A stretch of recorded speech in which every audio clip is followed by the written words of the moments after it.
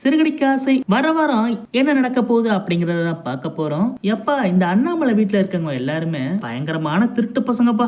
அதுல மீனா, முத்து, ரவி, ஸ்ருதி இவங்கள தவிர மனோஜ், ரோகிணி, விஜயா இவங்க 3 பேரும் சரியான திருட்டு பசங்க. ஒரு வழியா முத்து வக்கீல்கிட்ட கொடுத்த அந்த 5 லட்ச ரூபாய் காசு திரும்பியும் முத்துக்கே வந்து சேர்ந்துருச்சு. அதுவும் அந்த 2 லட்ச ரூபாய் காசு முதல்ல பார்வதி வீட்டுக்கு போய் பார்வதி வீட்டுல இருந்து சிட்டி ஆபீஸுக்கு போய் ரோகிணிக்கு பல பிரச்சனை வந்து அப்பாடா முடியலடா சாமின்னு சொல்லி எல்லா காசையும் கலெக்ட் பண்ணிட்டு வந்து மனோஜ்கிட்ட கொடுக்க மனோஜ் கையால ஏத முத்துக்கிட்ட கொடுத்துட்டான். எல்லாருக்கும் காசு கையில வந்ததுக்கு அப்புறம் தான் ரொம்பவும் சந்தோஷப்படுவாங்க, நிம்மதியாவும் இருப்பாங்க. ஆனா ரோகிணி காசு அவங்க கையை விட்டு போனதுக்கு அப்புறம் தான் இப்ப ரொம்ப நிம்மதியா இருக்காங்க. ஏன்னா தொல்லை விட்டுச்சுல.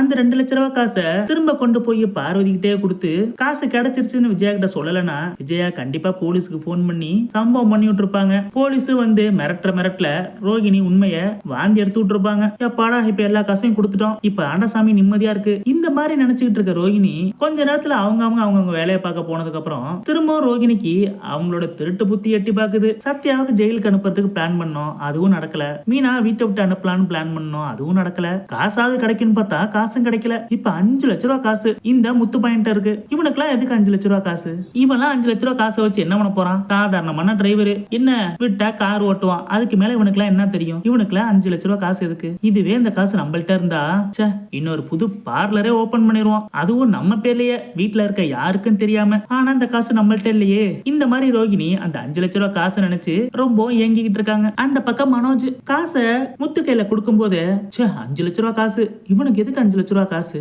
அம்மா அசால்ட்டா தூக்கி 5 லட்ச ரூபாய் காசை இவனுக்கு கொடுக்குறாங்களே, இந்த அம்மாவுக்கு தான் அறிவே இல்ல, ஏதாவது சொல்லி சமாளிக்கலாம்ல. இவன் 5 லட்ச ரூபாய் காசு வச்சிருக்கான்னு சொல்லி மனோஜ் ஒரு பக்கம் வயிறு எறிறான். நம்மள்ட்ட கொடுத்தாவது அந்த காசை நம்ம ஷோரூம் இன்வெஸ்ட்மெண்ட்டுக்காக போடலாம். இவன் சும்மா வீட்டுல வச்சு பீரோக்குள்ள அந்த காசை வச்சுக்கிட்டு என்ன பண்ண போறான்? மனோஜ் அந்த நேரத்துல தன்னோட திருட்டு மொழிய முழிக்கிறான். மனோஜும் ஏதோ பிளான போட்டுக்கிட்டு இருக்கான். அப்புறம் நைட் ஆயிருது. ரோகிணி திடீர்னு தூக்கத்துல எந்திரிச்சு வெளியில வர்றாங்க.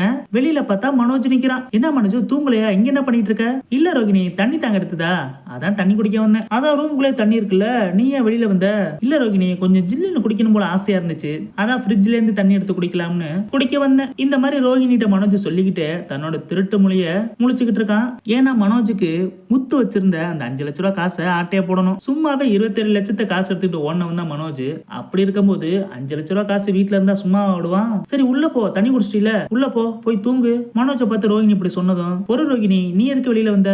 அதுவா, அது வந்து தூக்கத்துல எழுந்திரிச்சு பார்த்தனா உன்னைய காணாமா, அதான் தேடிக்கிட்டு வந்தேன். ரோகிணி வாயில இந்த மாதிரி சொன்னாலும் அவங்களுக்கும் அதே சேம் பிளான் தான். எப்படியாவது அந்த 5 லட்ச ரூபாய் காசை ஆட்டையா போட்டணும். ஏன் வீட்டுல சும்மா தானே இருக்கு, அந்த காசை எனக்கு கொடுத்தாவது நான் ஒரு புதுசா பார்லர் ஒண்ணு ஆரம்பிச்சுப்பேன்ல. அத்தைக்கு பிரச்சனையா இருக்கேன்னு சொல்லிதான் கஷ்டப்பட்டு அந்த காசை ரெடி பண்ணி கொடுத்தேன். அத்தை ஏதாவது கொஞ்சம் காசை கொடுத்துட்டு மிச்ச காசை அத்தையே வச்சுப்பாங்க, இல்ல நமக்கு கொடுப்பாங்க அப்படின்னு பார்த்தா அவங்க பாட்டுக்கு 5 லட்சத்தையும் தூக்கி இந்த முத்து பாயிண்ட கொடுத்துட்டாங்க. இன்னைக்கு நான் காசை எடுக்காம விட மாட்டேன். இப்படி நினைச்சுக்கிட்டு மனோஜை பார்க்க மனோஜ் ரோகிணியை பாக்குறான். அட திருட்டு பசங்களா, இவங்க 2 பேருமே மனசுக்குள்ள அந்த 5 லட்ச ரூபாய் காசை தான் ஆட்டைய போறதுக்கு நினைச்சிட்டு இருக்காங்க. ஆனா இந்த விஷயத்தை ஒருத்தருக்கு ஒருத்தர் கூட சொல்லிக்கல. அந்த அளவுக்கு புருஷன் முண்டாட்டி 2 பேரும் உண்மையா இருக்காங்களாம், பிராடு பசங்களா. அந்த இடத்துல யாரோ கதவை திறக்கிற சத்தம் கேக்குது. ஐயோ, யார கதவை திறந்துட்டு வெளியில வர்றது? இந்த மாதிரி 2 பேரும் திருத்துட்டு முழிக்கிறாங்க. ஏன்னா 2 பேரும் திருடுறதுக்கு தான் வந்து நிக்கிறாங்க. திடீர்னு யாரோ கதவை திறந்துட்டு வந்தா பயப்படதானே செய்வாங்க. யார் வர்றதுன்னு பார்த்தா விஜயா தான் வர்றாங்க. ஓ, இவங்களோட கம்பெனி தான் வருது. மனோஜுக்கு விஜயாவை பார்த்தோன்னே அட அம்மா அப்படின்னு பெருமிச்சு விடுறான். அம்மா வாங்கம்மா, என்னம்மா இந்த நேரத்துல தூங்காம என்னமா பண்றீங்க? மனோஜ் இப்படி கேட்க விஜயாவா, டே நான் என்னமோ பண்றேன், நீ என்னடா பண்ற? நீங்க 2 பேரும் என்ன செய்றீங்க? தூங்காம போய் தூங்க வேண்டியதானே? ஏன் இந்த நேரத்துல என்ன பண்றீங்க? காலையில நீ ஷோரூம் போகணுமா இல்லையா? ஏமா நீ வேலைக்கு போகணும் தானே, என்ன பண்ணிட்டு இருக்க இந்த நேரத்துல? ஆன்ட்டி அது வந்து ரோகிணி இப்படி இழுக்க மனோஜ் கேக்குறான். சரிம்மா, நாங்க தண்ணி குடிக்க வந்தோம், நீங்க எதுக்கு வந்தீங்க? ஏண்டா உங்களுக்கு மட்டும் தான் தண்ணி தான் கிடக்குமா? எனக்கு தானே தண்ணி தான் கிடக்கும், நானும் தானே தண்ணி குடிக்க வந்தேன். சரி சரி, தண்ணி தானே குடிக்க வந்தீங்க, குடிச்சிட்டு போங்க. குடிச்சிட்டு போங்களா? நீங்க வீட்டுக்குள்ள போங்கடா, இங்க என்னடா பண்றீங்க? என்னம்மா எங்களை துரத்துறதுல இருக்கீங்க, நீங்க எதுக்கு இங்க வந்தீங்க? விஜயா உடனே மனசுக்குள்ளேயே அதே 5 லட்சத்தை ஆட்டைய போறதுக்காக தான் விஜயாவும் வந்திருக்காங்க. அடா பாவீங்களா, சின்ன வயசு பசங்க இவங்க 2 பேரும் தான் எப்படி இருக்காங்கன்னு பார்த்தா இந்த மாமியாக்காரியும் அந்த 5 லட்சத்தை ஆட்டைய போடுறதுக்கு தான் வந்திருக்கு. இதுக்கு ஆசையா பாத்தீங்களா? ஆனா இவங்க என்ன நினைக்கிறாங்கன்னா, கஷ்டப்பட்டு வந்த காசுரா, இல்லாட்டி அந்த சத்யா பையனை புடிச்சு ஜெயிலையாவது போட்டிருப்பேன், இந்நேரம் அவன் ஜெயில களி தின்னுட்டு இருப்பான். அந்த விஷயம் கூட மிஸ் ஆயிடுச்சு. இந்த மீனாவையும் வீட்டை விட்டு அடிச்சு துரத்தி இருந்திருக்கலாம், அதுவும் மிஸ் ஆயிடுச்சு. அந்த 2 லட்சம் காசாவது கிடைச்சிருந்திருக்கும். அந்த 2 லட்சத்தை வாங்கி தெரியாதனமா பார்வதி கிட்ட போய் கொடுத்தோம் பாருங்க. ஐயோ, எல்லாமே போச்சு. பார்வதி கிட்ட கொடுத்துருக்க கூடாது, அதுதான் நான் பண்ண மிகப்பெரிய தப்பு. இப்ப 2 லட்சம் காசுக்கு பதிலா 5 லட்சம். ஐயோ, கை கெட்டினது வாய் எட்டலையே. இந்த மாதிரி விஜயா நினைச்சுக்கிட்டு, டேய் நான் எதுக்கோ வந்து நிக்கிறேன், நீங்க போங்கடா முதல்ல போய் வேலையை பாருங்கடா, இந்த மாதிரி மனோஜை பிடிச்சி திட்டிட்டு இருக்காங்க. ரோகிணி சரியாண்டி நாங்க போய் தூங்கிடுறோம்டி இந்த மாதிரி சொல்லிட்டு மனோஜையும் கூப்பிட்டுக்கிட்டு, சரி வாங்க போய் தூங்கலாம், இதுக்கு மேல ஏன் இங்க நிக்கணும், ஆன்ட்டி வேற திட்டுறாங்கல்ல, தண்ணி தான் நீங்க குடிச்சிட்டீங்களா, வாங்க போய் தூங்கலாம்னு சொல்லிட்டு மனோஜை கூப்பிட்டுட்டு அவங்க ரூமுக்குள்ள போறாங்க. இருந்தாலும் ரோகிணிக்கு மனசுக்குள்ள ஒரே எரிச்சலா இருக்கு. சே, நம்ம அந்த காசை ஆட்டைய போலாம்னு நினைச்சோம்னா இவன் ஒரு பக்கம் தூங்காம இருக்கான், இவனோட அம்மா ஒரு பக்கம் தூங்காம உலாத்திக்கிட்டு இருக்காங்க, இவங்களுக்கு எல்லாம் வேற வேலையே இல்லையா, முதல்ல இதுங்க ரெண்டையும் ஒழிச்சு கட்டணும், இதுங்க தொல்லை தாங்க முடியல, இந்த மாதிரி நினைச்சுக்கிட்டு ரோகிணியும் படுத்துறாங்க.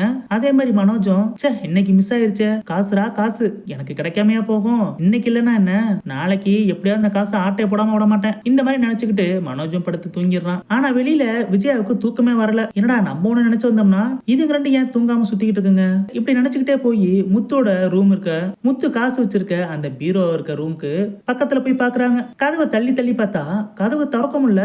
என்னாச்சு, கதவு திறக்கவே முடியல. டக்குன்னு லைட்டை போட்டு பாக்குறாங்க, அந்த ரூம்ல வெளியில பூட்டு போட்டுருக்கு. பின்னாடி யாரோ நின்னுக்கிட்டு, என்னமா கதவு திறக்க முடியலையா, விஜயாவுக்கு அப்படியே ஷாக்கு, யாராது அப்படின்னு திரும்பி பார்த்தா பின்னாடி முத்து. என்னமா காசு ஆட்டை போட வந்தீங்களா, இந்த மாதிரி வீட்டுல இருக்க எல்லாரும் ஏன் இந்த நேரத்துல உலாத்திக்கிட்டு இருக்கீங்க, ஒரு பக்கம் மனோஜ் ரோகிணி தூங்காம சுத்திட்டு இருக்காங்க, இங்கிட்டு நீங்க கதவே திறந்து பாக்குறீங்க, என்ன திறக்க முடியலையா, எனக்கு தெரியும் உங்களை மாதிரி திருடங்களாம் வீட்டுக்குள்ள இருக்க வரைக்கும் நான் ரொம்ப ஜாக்கிரதையா இருப்பேன், அதனாலதான் அந்த ரூமை பூட்டு பூட்டிட்டேன், பாத்தீங்களா இனிமே யாராலும் காசு எடுக்க முடியாது. பயந்து போன விஜயா, டேய் உன் காசு எனக்கு எதுக்குடா, நான் சும்மா தான் வந்து எல்லாரும் தூங்கிட்டாங்களா அப்படின்னு பாக்கிறதுக்காக தான் வந்து கதவு தள்ளி பார்த்தேன், அதான் பூட்டு போட்டிருக்கல, அப்புறம் என்ன சரியா இங்கே தேவையில்லாம நின்றுட்டு இருக்கிறீங்க, போய் தூங்குங்க, இல்லாட்டினா அப்பா எழுப்பி விட்டுருவேன். ஏய் நீ ஏன்டா தேவையில்லாம அவரை எழுப்ப போற, நான் போய் தூங்குறேன் போ. முத்து திட்டினதும் விஜயாவும் போய் படுத்துறாங்க. சே இன்னைக்கு மிஸ் ஆயிருச்சு, இன்னொரு நாள் மாட்டாமையா போயிரும், இந்த மாதிரி நினைச்சுக்கிட்டு அவங்களும் போயிடுறாங்க. சரி, அடுத்த கதையை அடுத்த வீடியோல பார்ப்போம்.